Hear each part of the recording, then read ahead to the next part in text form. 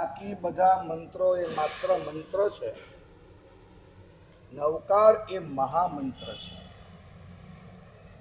શા માટે નવકાર મહામંત્ર છે? બાકી બધા મંત્રો એના કોઈને કોઈ અધિષ્ઠાયક દેવ હોય છે. નવકાર મહામંત્ર એમાં અધિષ્ઠાયક રૂપે પંચ પરમેષ્ઠી છે. કોણ છે? પાંચ પરમેષ્ઠી એ જ એના અધિષ્ઠાયક છે. એના બીજા કોઈ અધિષ્ઠાયક સીધી રીતે છે નહીં. નમસ્કાર મહામંત્રની સાધના આરાધના ભક્તિ ઉપાસના કરીને અનેક અનેક અનેક દેવો આજે એની સેવામાં છે એ વાત અલગ છે. નવકાર મંત્રો અને પરમાત્મા પાર્શ્વનાથ આ બેનો એક અજબ ગજબનો મહિમા છે. સામાન્ય રીતે નમસ્કાર મહામંત્રનો જ્યારે ત્યારે પણ જાપ કરવાનો હોય ત્યારે ત્યારે પરમાત્મા પાર્શ્વનાથની પણ સાથે સાથે આરાધના કરવાનું કહેવામાં આવ્યું છે. શા માટે? કયા કારણે? હા, તો એનું આદેય નામ કર્મ અને નવકાર મંત્ર શું આગે વળગે? उनके बने तो क्या શું ફરક પડે આમાં?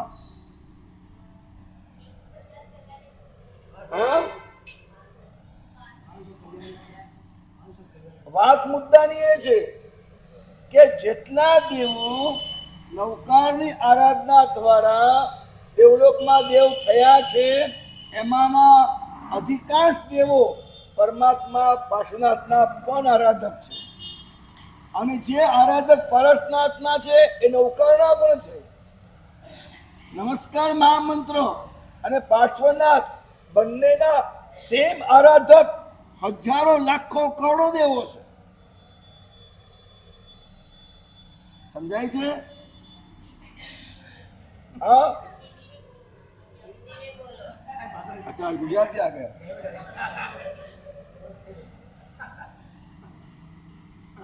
परमात्मा पार्श्वनाथ के उपासक आराधक वो पार्श्वनाथ की आराधना करते करते जो देव बने, ऐसे जितने देव हैं वो सारे के सारे देव नमस्कार महामंत्र के भी आराधक है ही और नवकार के आराधक है. उसमें कुछ कुछ परमात्मा पार्श्वनाथ के भी आराधक है. इसलिए परमात्मा पार्श्वनाथ के जितने आराधक देव है वो सारे के सारे नवकार में समा गए. नवकार के सारे समा गए. पार्श्वनाथ में ऐसा नहीं है, ऐसा नहीं है कि जितने पार्श्वनाथ के वो सब नवकार में. और वैसे गिनो 24 तीर्थंकर के आराधक नवकार में समा गए. दुनिया में कोई भी देव हो, देवी हो, कोई भी स्तोत्र हो, मंत्र हो, पूजन हो, अनुष्ठान हो, उन सारे के सारे सभी के आराधक नवकार में समा गए. नवकार के सारे किसी में नहीं समाए, ताकि बाकी सारे के सारे नवकार में आ गए. बिना नवकार के, सुनिएगा कान खोल के, बिना नमस्कार महामंत्र के आराधक बने मानी भद्र के आराधक बनोगे, मानी भद्र जी आपको कदापि प्रसन्न नहीं होंगे. वादे से कह रहा हूं, बिना नमस्कार महामंत्र की साधना किए अगर आप नाकोड़ा जी, पद्मावती जी, भैरव जी किसी के भी साधना करोगे, वो क्यों आपको सहायक नहीं बनेंगे? पता है क्यों नहीं बनेंगे? बोलो, क्यों नहीं बनेंगे?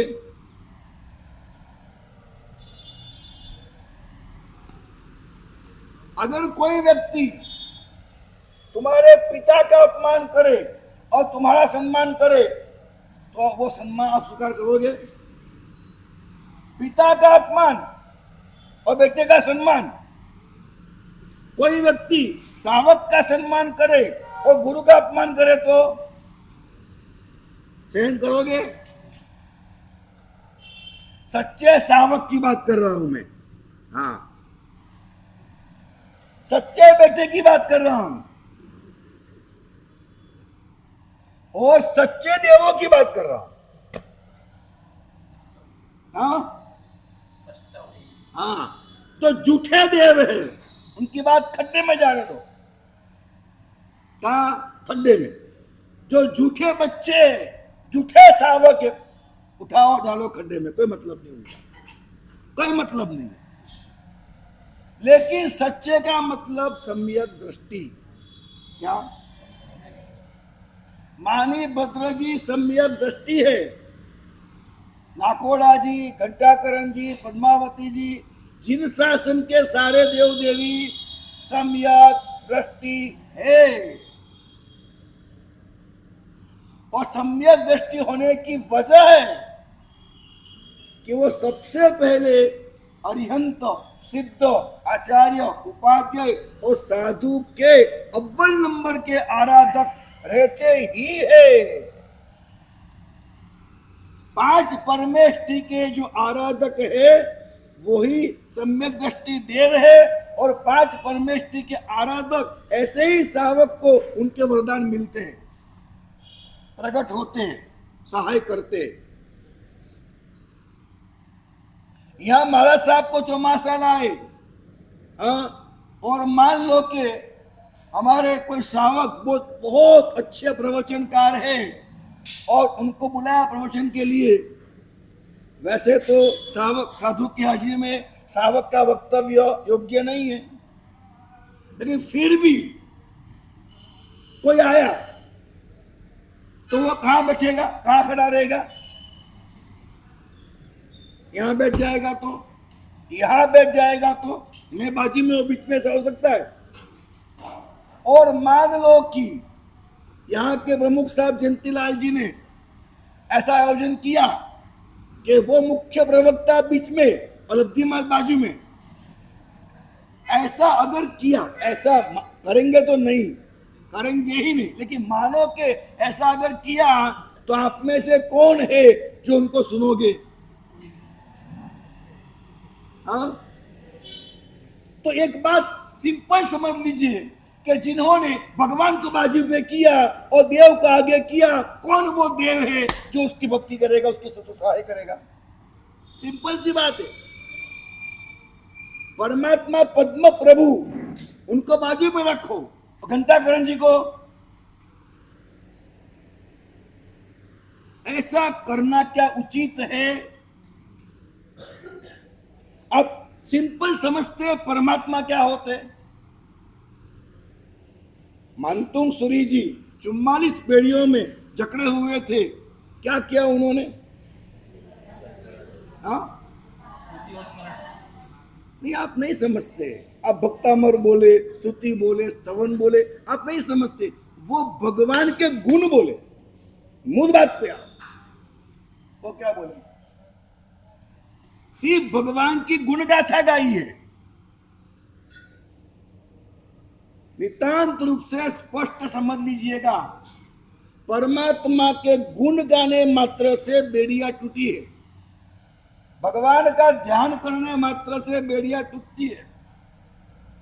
परमात्मा का ध्यान करो, सारे अंतरायों का सीधा निवारण होता है। सीधा, टेढ़े मेढ़े क्यों घूमने का? वो सद्गहरम क्या है? चलो बोलिए, वो सद्गहरम क्या है? चिट्ठा उदरे मंतो, क्या बोला? मतलब क्या है इसका? चिट्ठा उदरे मंतो मतलब क्या है? चिट्ठा उदरे मंतो तुझ्या पना मग बहु फलो होई नर तुझे सुबह जीवा पावंतीना दुख गच्छम। बड़ी गंभीर गाथा है वह। सद्गहरम के गाथा बड़े गंभीर अर्थों को लेकर बैठी हुई है। तुहा सम्मते लद्दे, क्या मीनिंग है इसका? नहीं समझते हम लोग। लेकिन बात ये, चिट्ठा उदरे मंतो, सारे मंत्रों को दूर रख दो, सारे मंत्रों को बाजी पे कर दो, तिठाऊ दूर कर दो, बुरा मंत्रो। तो जब प्रणाम है परमात्मा तुझे एक बार प्रणाम किया बहु फलो होई।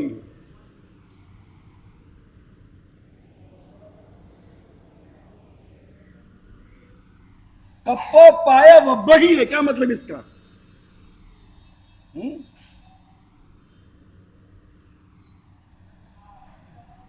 क्या मतलब है?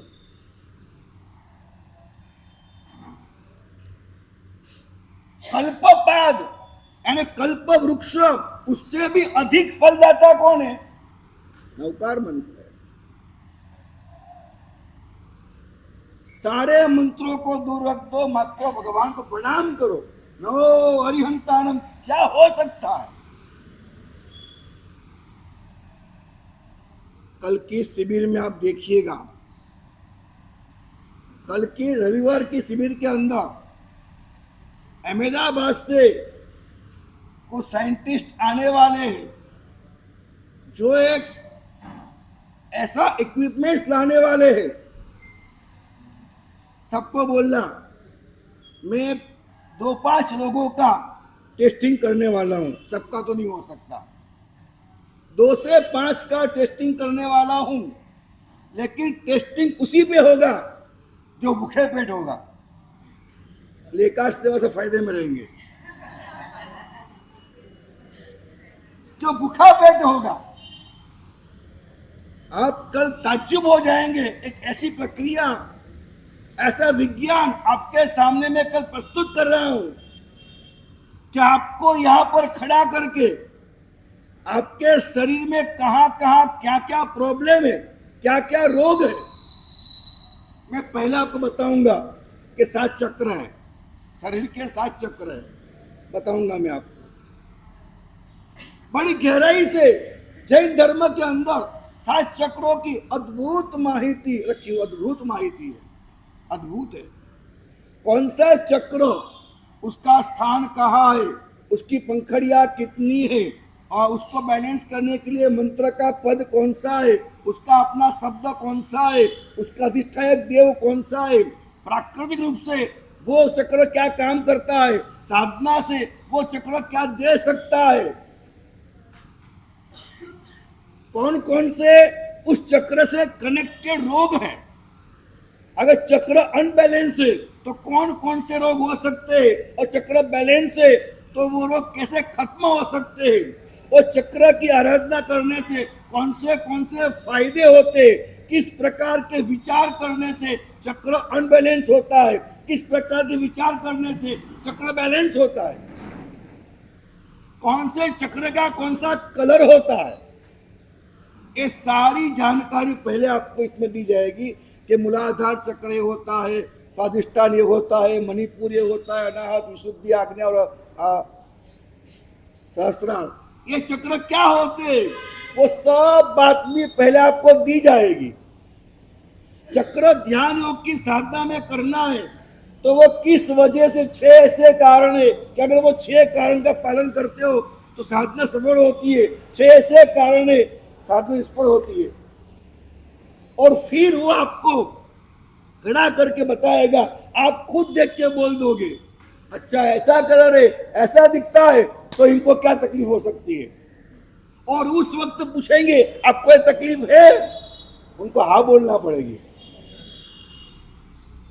और ऑन द स्पॉट नमस्कार महामंत्र का पद, उसका जप और ध्यान हम सब साथ में मिलकर करेंगे, और वह करते ही उनकी वह एनर्जी चेंज हो जाएगी। यहाँ आपको दिखाएंगे, प्रैक्टिकल दिखाएंगे कि नवकार मंत्र क्या करता है, तो कि आपके भीतर से परिवर्तन करता है। जो मैंने बताया था कि गाड़ी जा रही है, आगे लकड़ा पड़ा हुआ है, नंबर 1 उसको 200 मीटर आगे रख दो, नंबर 2 उठा के फेंक दो। तो बाकी मंत्र क्या करते हैं, जो आपका अभी पाप का उदय है वो आगे डाल देंगे और पुण्य का उदय खड़ा कर देंगे। खूब समझिएगा, मैं मेरे जीवन के अंदर कभी भी किसी देव की आराधना नहीं करता, नहीं करता। मैं कभी नहीं करता। मैंने कहा ना, मैं नवकार मंत्र के अलावा और कोई मंत्र ही नहीं गिनता हूं, क्योंकि मैंने अभ्यास किया और अनुभव किया। और अगर मैं बोलूंगा कि नाकोड़ा भैरव जी है, मैं ऐसे बोलूंगा, सुनिएगा मेरी बात, हे नाकोड़ा भैरव जी, मैं आपकी आराधना नहीं करता, मैं नवकार गिनता हूं, इनके मुझे आशीर्वाद मिलते हैं। समझते आप? समझते आप? मैं किसी बेटे को बोलूं, हे बेटा, मैं तेरे बाप को बहुत मानता हूं, तुझे नहीं, वो क्या कर रहा है? मेरे बाप को मानते, आशीर्वाद देते हैं। इनके मुझे आशीर्वाद मिलते हैं। अगर मैं कहता हूं मैं आपकी आराधना नहीं करता, तो ये खुश होते हैं, ये आशीर्वाद देते हैं। क्या बोलते हैं पता है? कितनी बड़ी बात कर दी तूने, जिनकी वजह से मैं हूं वही तू है, तो तू मेरा हो गया। क्या बोलते हैं? देखो बोलते, सुनता हूं मैं। हाँ, ये बोल रहे हैं। नहीं समझते आप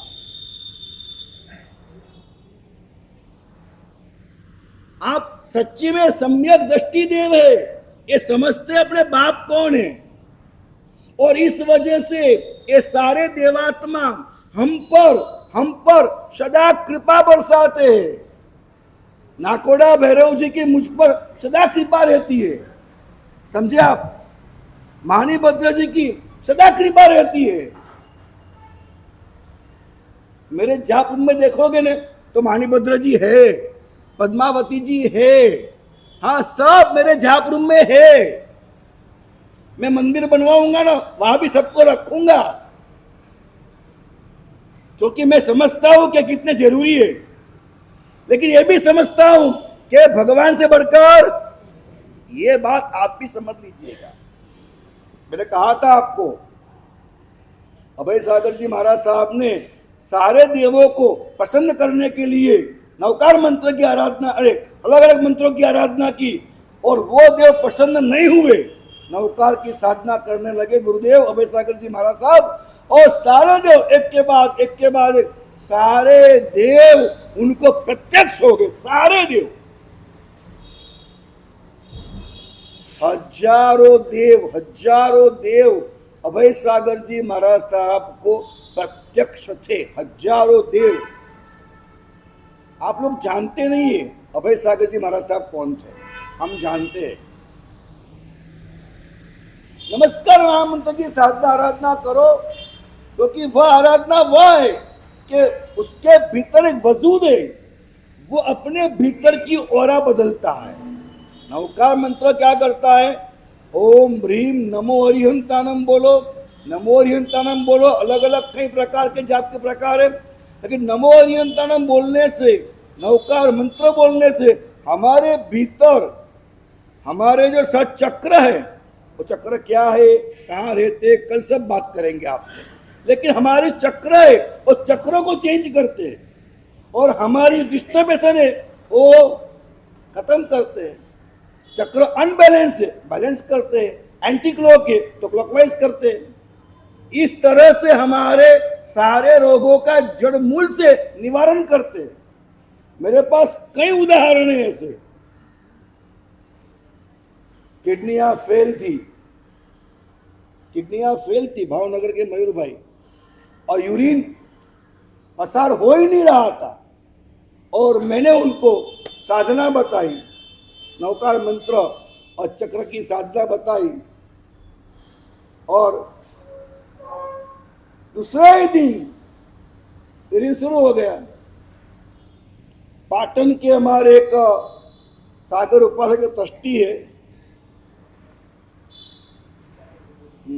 बकुल भाई ट्रस्टी है, आज भी वो है, और ये बार बार मुझे कहते महाराज साहब आपकी वजह से मैं जिंदा हूं। क्या बोलते? कई लोग हैं ऐसे। क्यों?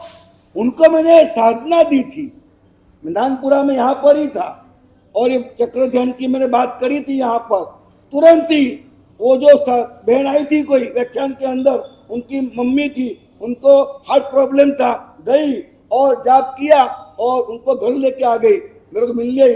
बहुत उपकार हुआ आपका। कई ऐसे ऑपरेशन है हार्ट के, वो ऑपरेशन शुरू हो रहा है, मुझे मिलने वास्ते कराने को है, मैंने उनको बता दिया, उन्होंने वो किया, सक्सेस ऑपरेशन और रिकवरी जल्दी हो गई। दादा महाराज हमारे, कई बार कहता हूं मैं। तो कई सारी घटनाएं हैं। आपको निरोगी होना है और आपको जीवन में मोक्ष मार्ग को प्राप्त करना है, सम्यक ज्ञान को बढ़ाना है, सच्चाई की ओर जाना है। आइए, नमस्कार मां मंत्रों को पहचानिए। दुनिया में कई ऐसे बुद्धू लोग हैं, क्या बोलता हूं, वैज्ञानिक बुद्धू लोग हैं। हाँ, मुझे कोई संकोच नहीं है वैज्ञानिकों को बुद्धू कहने में, मुझे कोई संकोच नहीं है। क्या किया उन्होंने? पिरामिड में बैठिए और पिरामिड में बैठने के बाद आप ध्यान कीजिए और फिर क्या बोलते, आप प्लीज कोई मंत्र का जाप न करें। अरे उन्हें नहीं पता है, अंग्रेजी भाषा बोलते ही, अंग्रेजी भाषा बोलते ही आपकी एनर्जी डिस्टर्ब होती है और आप अंग्रेजी भाषा का ही विज्ञान जानते हैं। आपको नहीं पता है कि संस्कृत भाषा वो बोलते ही डिस्टर्ब एनर्जी सेट होती है, ये आप नहीं जानते। साउंड टेक्नोलॉजी हमारे पास है, क्या है? हमारे पास साउंड टेक्नोलॉजी है, उनके पास वो है ही नहीं। हम नवकार मंत्र बोलते हैं तो नवकार मंत्र नमो अरिहंतानम बोलते हैं तो नमो अरिहंतानम, ये जो 7 शब्द है, आदि अक्षर नवकारना स्मरण थी 7 सागर तड़ी जाए दूरा, एक पद उच्चरता दूरी दुखड़ा हरे सागर आयु 50 पूरा। कैसे हो सकता है? कैसे हो सकता है? तो वजूद ये कि हमारे यहाँ साउंड टेक्नोलॉजी है और हम हर एक शब्द, हमारे यहाँ पूरा विज्ञान है कि हम हमारा जो वायु है वो वायु नाभि में लेके जाते, वहां वो आस्फाटन टकराता है, टकराने के बाद ऊंचा उठता है, उठने के बाद अगर वो निकलता है कंठ से तो वो कंठ्य है, निकलता है मस्तक से तो मूर्धन्य है, निकलता है तालु से वो तालव्य है, निकलता है दांत से तो दंत्य है, निकलता है ओठ से तो वो औष्ठ्य है। आपके लिए सब नई बात है ना? हाँ, ABCD में कुछ नहीं आता है, बताइए मेरे को, कोई दुनिया का बाप बता दे मेरे को कि ABCD इसका साउंड टेक्नोलॉजी क्या है, बता दे मेरे को। सारे मंत्र काम नहीं कर सकते, नवकार मंत्र काम करता है, वजह उसके पास साउंड टेक्नोलॉजी है। कौन से अक्षर बोलने से नाभि में कहां टकराता है, कंठ में कहां टकराता है और मानव शरीर की जो औकात है, चक्रों को बिंदता है और वो कैसे स्पंदन करता है और उसके स्पंदन वातावरण को कैसे परिप्लावित करते, आर्द्र करते, वातावरण को बदलते और साधना तीव्र हो तो उसकी तीव्रता होती है और वो आगे जाकर कहीं देव, कहीं देविया, कहीं कहां कहां वो टच करता है, वो क्या क्या कर सकता है, किसे किसे बुला सकता है, कैसे वो लॉ ऑफ अट्रैक्शन है, ये आप कहां जानते हो? वजूद है हमारे यहाँ। नवकार मंत्र वो लॉ ऑफ अट्रैक्शन है, पूरे विश्व की सारी श्रेष्ठताओं को खींचने वाला अगर कोई मंत्र है, नवकार मंत्र है। सारे विश्व की समृद्धि खींचने वाला कोई मंत्र है तो नवकार मंत्र है। मैं मानता हूं कि ये 2-5 दिन के अंदर सारी बातें तो मैं नहीं कह सकता और कल शिविर में सब बातें तो नहीं आएगी। ये आपके लिए इतना बहुत है, आपके लिए इतना बहुत है, क्योंकि आप लोग सुनने को आते हो, सफर करने को नहीं आते हो। आप लोग कोई साधना करने को थोड़ी आते हो। आपको तो अच्छा बोलते महाराज साहब, अच्छी बात बताई आज उन्होंने, अरे क्या बातें करते, कितना अच्छा तर्क दिया, वैज्ञानिक है, प्रैक्टिकल दिखा, बहुत अच्छा बहुत अच्छा, घर चले गए। आपको क्या मतलब है? क्या मतलब है? कौन आता है, चरणों में बैठता है, वंदन करता है, हाँ मस्तक रखता है, या तो पूछता है, हाँ दिमाग खाता है, हमारा साहब कब मिलोगे, मुझे आना है, आज नहीं मिले कल फिर आऊंगा, कल फिर आऊंगा। मतलब वो दिखना चाहिए, कि किसी को जरूरत है, किसी को चाहिए सच्चाई, कोई नहीं होता अधिकांश ऐसे। इसलिए हम बहुत ज्यादा हम अपने आप को नहीं निचोड़ते, थोड़ा थोड़ा बता देते हैं आपको। ज्यादा बता के हम करें भी क्या, हमारा भी टाइम वेस्ट करना है क्या? मैं आपको चोट मार रहा हूं, समझ में आती है आपको? चोट मार रहा हूं, आपको कहानियां सुनने का शौक है, आपको हमारे पास नाना पाटेकर को लाना है, हमारे पास ऋत्विक रोशन को लाना है, ये सब नहीं होगा हमसे। हम जैनाचार्य है और आचार्यों के पास तत्व लीजिए, सत्य लीजिए, अनुभूति लीजिए और मोक्ष प्रापक योगों को लीजिए। हमारे पास वह संपदा है, प्लीज ले लीजिए ना। आप क्यों लेते नहीं हो, क्यों लेते नहीं हो? हमारे पास जो साउंड टेक्नोलॉजी है मेरे भैया, समझिए दुनिया में किसी के पास नहीं है। चलो आप सब एक साथ बोलिएगा, ऐसे बैठ जाओ। हाँ, मैं जो अक्षर बुलवा रहा हूं वो अक्षर आप बोलोगे, आपके दोनों होठ इकट्ठे होंगे, बिना दोनों इकट्ठे हुए आप नहीं बोल सकते। बराबर? तैयार? बोलो प फ ब भ म। हाँ, आपके दोनों छुरे छुरे बराबर। बताइए अंग्रेजी में कितने अक्षर है वो बिना होठ छुए नहीं बोल सकते आप? बताइए, आप बताइए। और किसी के भी पास जाके कल बताना, चौमासे के एंड में बताना, जिंदगी में अंत में बता देना मेरे को अंग्रेजी अल्फाबेट में कितने अक्षर है कि जो अक्षर उससे कहे जाए बिना होठ, बिना दो होठ इकट्ठे किए नहीं बोल सकते, ऐसे कौन से? और बिना दो इकट्ठे किए बोल सकते, ऐसे कितने? एक आध दो बोल देंगे, बोलते आप देख लोगे, पूरे बात करता हूं। और मेरा स्पष्ट वादा है ये 5 ही अक्षर ऐसे है, 25 स्पर्श व्यंजन है। कितने? 25 स्पर्श व्यंजन है स्पर्श करने वाले, और 25 में से 5 ही ऐसे है जो होठ इकट्ठे होंगे। 5 के अलावा कोई भी स्वर्ण व्यंजन बोलोगे आप, शब्द बोलोगे, उसमें कभी भी 2 होठ इकट्ठे नहीं ही होंगे। बोलिए का ख ग ग या, हाँ इकट्ठा होठ कीजिए, बोलिए आप का ख ग ग ग, सब बोलो साथ में, होठ इकट्ठा करो, का ख करो करो करो करो करो। हाँ 5 हो गए। हाँ दूसरे 5 पकड़िए, च छ झ झ या बोलो, इकट्ठा करो होठ को, नहीं होगा। आगे बोलो त थ द ध न, त थ द ध न बोलो, इकट्ठा करो होठ को, नहीं होगा। ट ठ ड ढ न, इकट्ठा करो होठ को, नहीं होगा, नहीं होगा।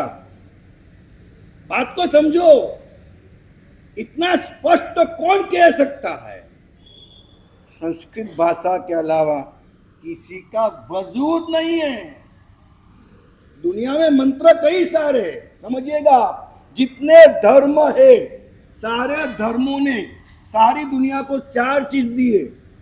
नंबर 1, सारे धर्मों ने देव दिए, सारे धर्मों ने गुरु दिए, सारे धर्मों ने ग्रंथ दिए और सारे धर्मों ने मंत्र दिए।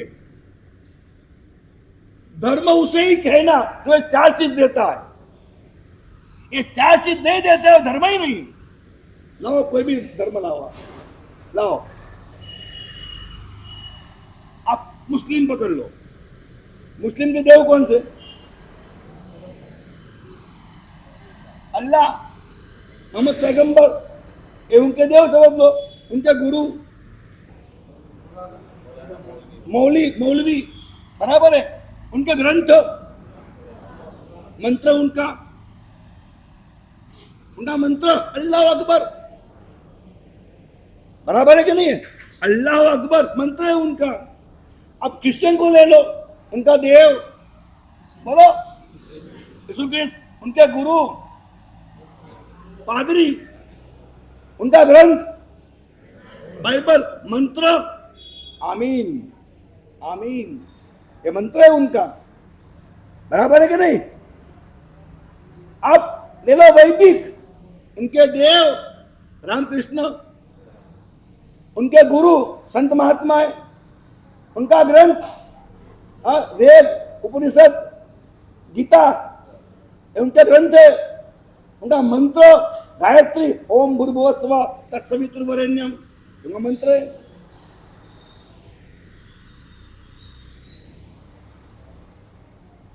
हिंदू नाम का अगर धर्म होता, हिंदू नाम का अगर धर्म होता तो हिंदू नामक धर्म के देव होते, एक गुरु होते, एक ग्रंथ होते और मंत्र होते। हिंदू कोई धर्म है ही नहीं।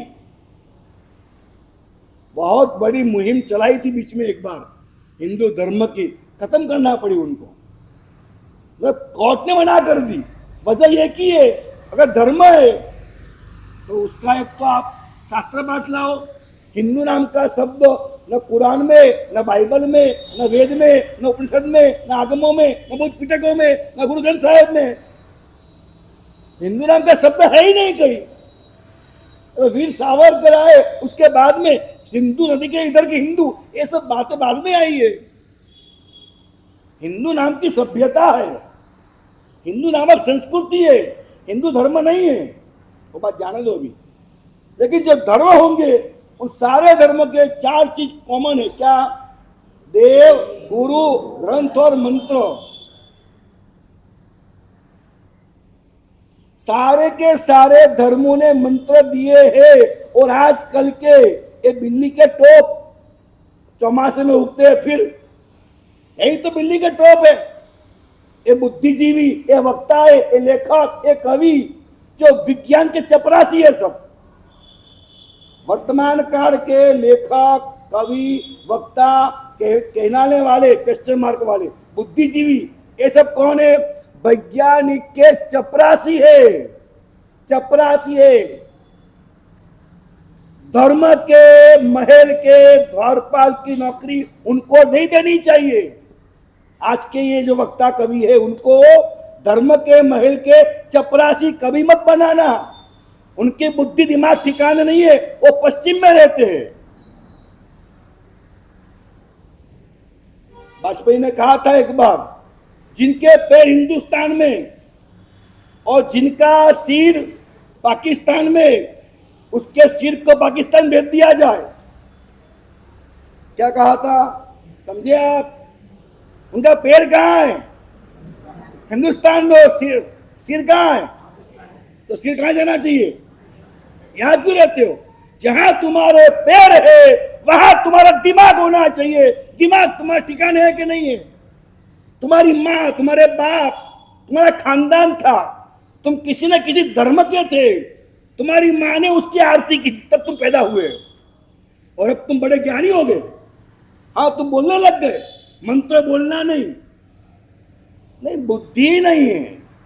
दुनिया के सारे धर्मों ने मंत्र दिए, तो तुम मंत्रों को मना कैसे कर पाओगे? हमारी कहानी आती थी कि लोमड़ी को द्राक्ष खानी थी, पता है ना आपको? फिर क्या बोला उसने? एक बार जंप लगाया, हाथ में नहीं आई, 2 बार, 3 बार, 4 बार, फिर क्या बोला उसने? द्राक्ष। ये बात है, ये बात है, ये बात है। वो जो ब्रिटिश के लोग यहाँ पे आए इंडिया में, समझिएगा, ब्रिटिशर यहाँ पे इंडिया में आए, ईस्ट इंडिया कंपनी को लाए, पूरे भारत को तबाह किया, पूरे भारत को तबाह किया। लेकिन भारत का उद्यम क्या था वो नहीं सीख पाए। उद्योग यहाँ लगाया, भारत में उद्योग लगाया, उद्यम नहीं सीख पाए। उद्यम जो है वो गुरु चरणों में बैठ करके प्रणाम करके साधना करने के बाद उद्यम मिलता है, वो उनके पास था ही नहीं। इतना अक्कड़ थे, उन्होंने कभी चरणों में नहीं बैठे। लात मारी है गुरु को, उन लोगों ने लात मारी है। बहुत बड़ी घटना है, बहुत बड़ी कठिनाई है। लेकिन बात क्या है, अमित चंद जयचंद पैदा हुए, अलग बात है, दिल में बहुत सारा प्रॉब्लम होता है। आजकल के बुद्धिजीवी जो है वो अमित चंद जयचंद की औलाद है। आप मेरी बात बराबर समझना, मैं आपको खास तौर पे बोलता हूं, अखबार को मत पढ़ो, अखबार को मत पढ़ो। मैं तो यहां तक कह देता हूं बेशक पाठ के ऊपर, गुरु गौतम स्वामी की पाठ के ऊपर मात्र गुरु भगवंतों को ही सुनो और किसी को मत सुनो, मत सुनो।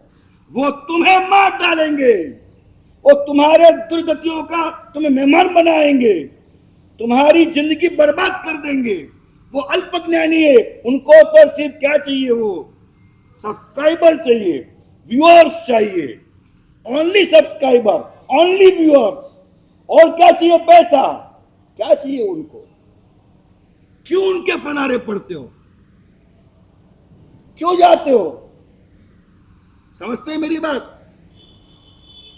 हजारों बातें। इसलिए मुझे कहना है कि जो मंत्र की ताकत हमारे पास है, जो शक्ति मंत्र की हमारे पास है और उसका पूरा विज्ञान हमारे पास है, चौक्कस प्रकार के महापुरुष, चौक्कस प्रकार के शब्दों का चौक्कस प्रकार से संयोजन करके, चौक्कस प्रकार से ऊर्जा का निर्माण करके, चौक्कस प्रकार की जो अवरोधकता है उसको दूर करने का काम करते, उसी का नाम मंत्र होता है। फिर से बोलता हूं, लिख लो, क्विज में काम आएगा। हाँ, क्विज एग्जाम है, वो ली जाएगी और आप सबको उसमें बैठना है। ये कल की शिविर भी क्विज एग्जाम में इंक्लूड है, कल की शिविर भी। चौक्कस प्रकार के महापुरुष, चौक्कस प्रकार के शब्दों के संयोजन के द्वारा,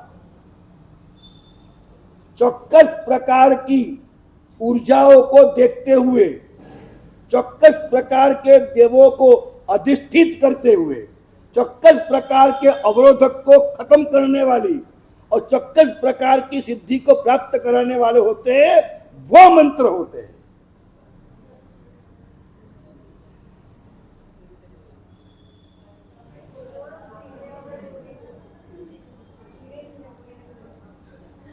कि बदल जाएगा मेरा तो।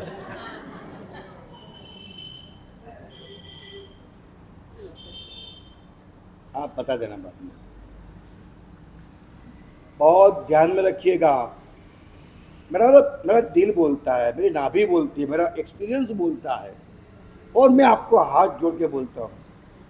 हो सकता है कभी थोड़ा जोर से बोला हूँ, क्षमा चाहता हूँ। मैंने पहले भी कहा था, मैं हर शुद्धात्मा को प्रणाम करता हूँ, किसी का अनादर नहीं करता, अवहेलना नहीं करता। मेरी विनंती है आपसे, हे भाग्यशाली, हे पुण्यवान, मेरी बातों को समझिए और कभी भी आप मेरे पास आइए, बैठिए और कुछ हो ना हो, मैं आपको अवश्य समाधान दूंगा, अवश्य समाधान दूंगा। हमारे पास फॉर्मूला है, हमारे पास टेक्नोलॉजी है, उनके पास नहीं है। वो क्या करे, वो बेचारे हैं। 7 चक्र बताए हमारे वहाँ, वो उनके वहाँ कहाँ 7 चक्र है बताओ? अष्टांग निकाय के प्रवचन के अंदर चक्रों की बात आती है, उनके वहाँ कहाँ बात आती है कहीं पर भी? तो हमारे वहाँ चक्रों की बात है। मतलब आई थिंक लगभग 1935-37 के अंदर रसिया के अंदर एक डेविडोविच सैम्योन किर्लियन नाम का साइंटिस्ट हुआ।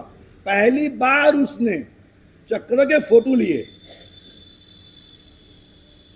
पहली बार लिए थे उसने। हमारे पास पहले था कैमरा, इसका नाम था कोडाक कैमरा। क्या था? कोडाक। पहले वो था ना, कोडाक था पहले। अब मोबाइल में सब में आ गया हो। तो कोडाक नाम का व्यक्ति था, उसने वो कैमरा निकाला था। वो आप बैठे तो आपको कैप्चर करता था। लेकिन 1937 में रसिया में हुआ, डेविडोविच सैम्योन किर्लियन, उसने किर्लियन नाम की मशीन निकाली। उसका ये वजूद है, वो आज है, वो आज है और उसी का एक स्वरूप कल आने वाला है आपके सामने। उसका क्या वजूद था? उसका ये वजूद था कि आपका बाहरी रूप नहीं, आपके भीतर का जो चक्र है, भीतर की जो एनर्जी है, ऊर्जा है, उसका फोटो लेके आपको दिखा दे। ये किर्लियन ने किया। जब किर्लियन ने किया और हमारे ग्रंथों के अंदर जो फोटो थे चक्र के, हमारे मनीषियों ने, ऋषियों ने, अप्तर्षियों ने जो साधना करके देखा था और ड्राइंग किया था, दोनों जब इक्वल हुआ तब श्रद्धा हुई उनको कि हाँ इनकी बात सही है, तब श्रद्धा हुई है उनको। और अभी भी कुछ उनके पट्टे, कुत्ते, बिल्ली, जानवर पाले हुए ऐसे है, आज भी है, जो द्राक्ष खट्टी है। मैं आपको सही कह रहा हूं, हमारे पास देखो, आप क ख ग ग ग बोलिए तो आपको यहाँ हाथ रखिए तो सारे क ख ग ग, तो ग य न न ये तो हमारा निकल गया हमारे एबीसीडी से।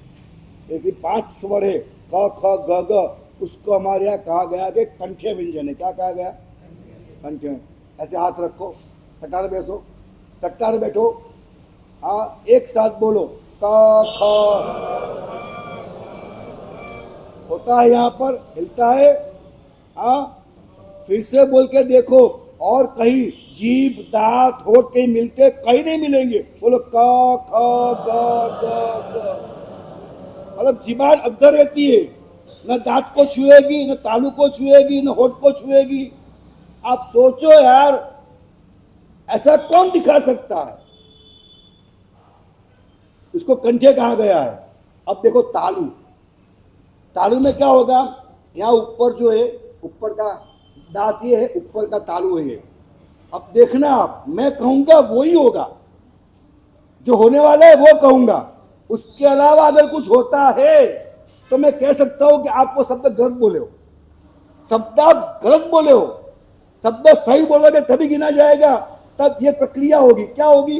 ये दांत है, यहाँ तालू है, आपकी जीबान है, जीबान छुएगी ऐसे, 5 बार जीबान आपकी छुएगी ऐसे। तैयार? रेडी? बोलो च छ ज ज य। हुआ कि नहीं हुआ? फिर से एक बार च।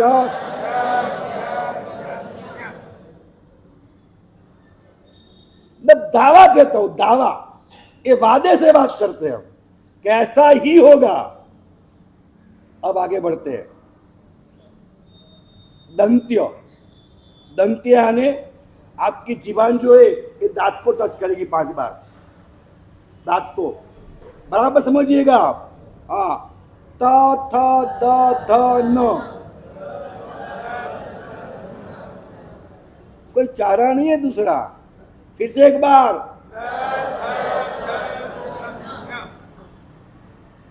बराबर है कि नहीं? और अब आखिरी, आखिरी जिसका नाम है मूर्धन्य। क्या नाम है? माथे से निकलता है। सबसे अगर गहरा राज कोई शब्द में है तो मूर्धन्य में है, मस्तक से निकलता है।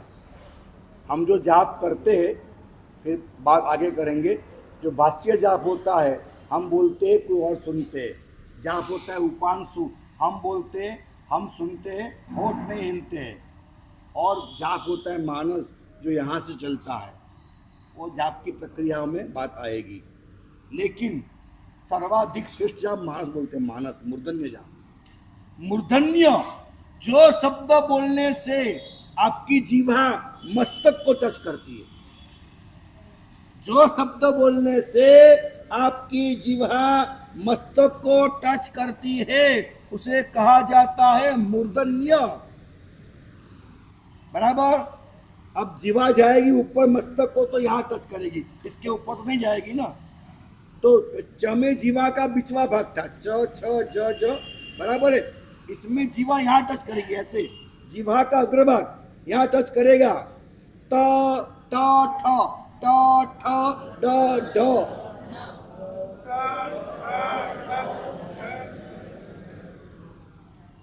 ये बहुत थोड़ा सा डिफिकल्ट है, इसको 3 बार बोल के शांति से 3 बार बोलो और महसूस करो कि ट ठ ड ढ न, जिह्वा का अग्रभाग यहाँ पे टच होना चाहिए। शांति से ट ठ ड ढ। हुआ? हुआ? इसमें और एक गहरी बात, इसमें और एक गहरी बात, कितना बढ़िया साउंड टेक्नोलॉजी है। और एक गहरी बात, कि आप जब ट बोलोगे, ट सुनिएगा, ऐसे दिखेगा, ट बोलोगे तो जीवा यहां टच करेगी, ठ थोड़ा पीछे, ड और पीछे, ढ और पीछे, न और पीछे, ऐसे जीवे हलू हलू जीवान जो है वो पीछे जाएगी, पीछे जाएगी तो ही बराबर शब्द है, वही की वही नहीं चलेगी। दंते में त थ द ध न जगह पर एक ही जगह पे था, और तालव्य में च छ झ झ य ऐसा ही था, और उसमें प फ ब भ म एक ही जगह पे था। लेकिन ये जो है इसमें बहुत बड़ा राज है, और राज ये है कि हर शब्द में जीवा धीरे धीरे पीछे जाती है। शांति से बोलिए और अनुभव करिए, ट ठ ड ढ न।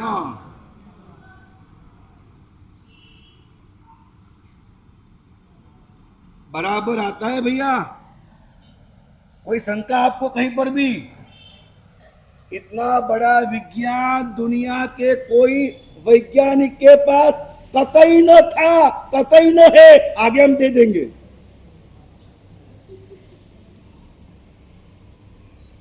मैं आपको सही कह रहा हूं, 65 साइंटिस्ट अगर हमसे जुड़े हैं तो ये बात नहीं है कि हम कोई साधु है और बात मान ली है। हमने ऐसे वजूद बताए उनको, तब वो हमारे साथ हुए। उनको लगा है कि हमने आज तक जो नहीं जाना ऐसा कुछ जैन धर्म के पास है, तब वो लोग हमारे साथ हुए। अब आखिरी बात, नमस्कार महामंत्र के अंदर हमको न बोलना कि अन बोलना, तो साफ समझ लीजिएगा, हमें न नहीं बोलना है, अन बोलना है। क्या बोलना है? अन बोलना है। तो हम क्या बोलेंगे? अनमो अरिहंतानम, अनमो सिद्धानम, अनमो आयुर्य, ऐसा बोलेंगे ना? क्या बोलेंगे हम? तो आप तो न बोल रहे हो। हाँ, आप ना बोल रहे हो, ना बोल रहे हो, क्या बोल रहे हो? तो हम बोलना तो आना है, आपको आना बोलना है, तो अनमो बोलो, अनमो अरिहंतान, ऐसे बोलोगे ना? क्या करोगे? हाँ, आप जवाब दीजिए सही हमको। आपके पास आंसर है, अनुभव सिद्ध है आपके पास, अभी अनुभव करा दिया मैंने आपको, अनुभव सिद्ध आंसर आप अभी यहां दीजिए मेरे को। हाँ बहन जी बोल रहे, बोलो, बराबर है। तो जब हम तो कोई पूछेगा आप न बोले क्यों न बोले, नहीं भाग पाओगे आप। न न न न उच्चार से मालूम नहीं पड़ेगा, लेकिन उसको कहते हैं आस्य प्रयत्न। आस्य यानी मुंह, उसका प्रयत्न दिखना, मुंह का प्रयत्न क्या है? आस्य प्रयत्न स्वर व्यंजन।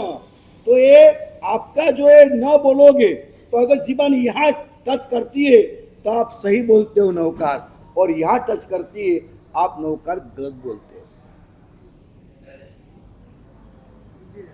नवकार मंत्र की सिर्फ पहले एक बार शब्द साधना तो सीखो, उसके बाद नवकार मंत्र की स्वर साधना सीखो, उसके बाद नवकार मंत्र की संवेदनाओं को सीखो। हमें शब्दों का ही ध्यान नहीं है, क्योंकि हम हो गए सब अंग्रेज, हमारी भाषा हमको आती नहीं है। आपको पता नहीं है आपने क्या क्या गवाया है। अगर लाओ भाई હું કહેવાનું છે, મૂકી દે રાખો ત્યાં ઘડી, क्या क्या गवाया है आपने, आपको पता नहीं है। कल के शिविर में मुझे तो बहुत कुछ कहने को मन कर रहा है, घड़ी को देखना पड़ता है। 2 दिन में क्षमा चाहूँगा, दांत का प्रॉब्लम था तो मैं नहीं आ पाया। आज हैवी मेडिसिन लेकर के आया हूँ मैं, लेकिन मैं चाहता हूँ कि व्याख्यान के बाद आज मैं किसी से मिलना नहीं चाहता, आराम करना चाहता हूँ, ताकि कल क्या है, कल सुबह पहला प्रोग्राम मेरा राम विहार है, उसके बाद 2 मास कमन का पारना है दानेर आगमोद्धारक में, तो वो 2 प्रवचन करके फिर तीसरा प्रवचन यहाँ करना है। और आप सबकी मेहरबानी और प्यार रहा तो कल का अच्छा प्रवचन हो जावे, इसलिए आज के दिन मैं किसी से मिलने वाला नहीं हूँ। दो कारण है, एक तो ये तकलीफ है, दूसरा कारण है वो वैज्ञानिक लोग आज आने वाले हैं, तो उनके साथ पूरे दिन हमें कल क्या आपको बताना कल क्या, इसके लिए हम आज से 5 घंटे बैठेंगे, रात को जगेंगे, सब तैयार करेंगे और कल आपकी थाली के अंदर हम परोसेंगे। फ्री ऑफ कॉस्ट आपको दे रहे हैं। कभी दुख होता है इस बात का कि हमारे ट्रस्टी लोग खड़े होते हैं। देखो, जाते आते रहना खाना पीना सब खर्चा भी होता है ना। एक शिविर का लाभ क्या है कैलाश जी? कितना? 36,000। हमारा खर्चा होता है 51,000। हाँ, ज्यादा होता है खर्चा। आप समझो, नहीं वैज्ञानिक बात कर रहा हूं मैं खाली। वैज्ञानिकों को लाना, ले जाना, यंत्रों को लाना, उनका तनख्वाह, ये सब तो हो जाता है 50,000 रुपये, ऐसे हो जाता है हमारा।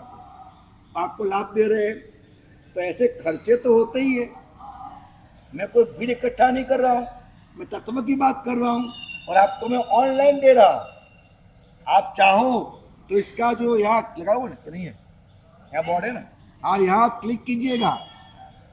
यहाँ हो तो कौशिक समझाओ तो 1 मिनट माटे। ये सारे व्याख्यान आपको लगे कि आपकी कोई सहेली है, सगे वाले कोई बैंगलोर मद्रास है, कहीं ना कहीं है, तो आप उनको भेजिए व्याख्यान।